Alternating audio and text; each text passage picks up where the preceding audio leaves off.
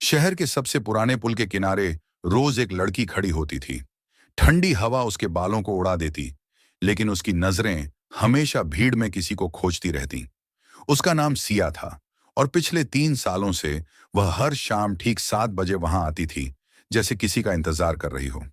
उसका यह अजीब सा इंतजार अर्जुन ने पहली बार तब नोटिस किया जब वह अपने दोस्त की शादी के लिए शहर आया था।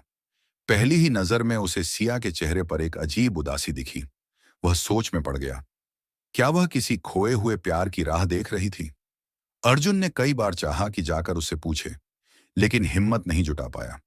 फिर एक दिन बारिश हो रही थी, और सिया हमेशा की तरह उसी जगह खड़ी थी। अर्जुन से रहा नहीं गया।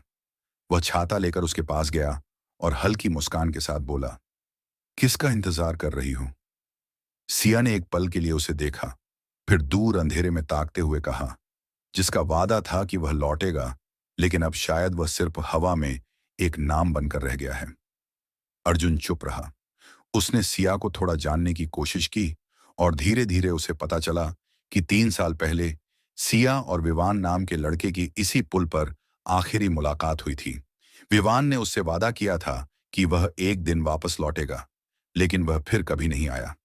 अर्जुन को इस कहानी में कुछ अधूरा लगा। उसने विवान के बारे में पता करने की ठानी। कई दिनों की खोज के बाद उसे एक पुरानी अखबार की खबर मिली।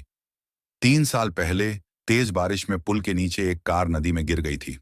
कार का ड्राइवर लापता है। अर्जुन का दिल धड़क उठा।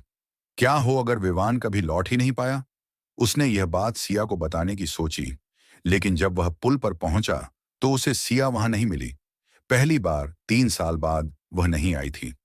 अगले दिन अर्जुन ने पूरे शहर में उसे ढूंढा, और आखिरकार उसे सिया एक अस्पताल में मिली। वह बेहोश थी। डॉक्टर ने बताया कि वह पुल के पास बेहोश पड़ी मिली थी, शायद किसी सदमे की वजह से। अर्जुन ने उसका हाथ थामा और धीरे से कहा, सिया, विवान अब वापस नहीं आ सकता, लेकिन तुम जिंदगी से मुंह मत मोड़ो। सिया की आंखों से आंसू बहने लगे। उसे एहसास हुआ कि वह जिस वादे का इंतजार कर रही थी, वह कभी पूरा नहीं हो सकता, लेकिन शायद उसकी जिंदगी में एक नया मोड़ आ सकता था। एक ऐसा मोड़ जहां अर्जुन उसका साथ देने को तैयार था।